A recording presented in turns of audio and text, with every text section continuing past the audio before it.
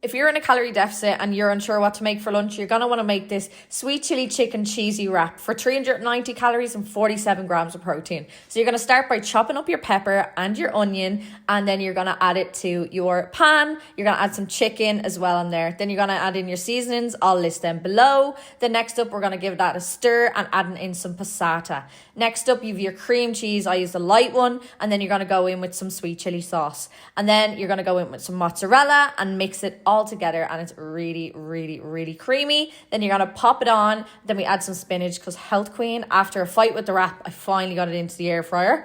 Then it's nice and crispy and oh god, it's just delicious. Make sure you're following for more high protein meal ideas.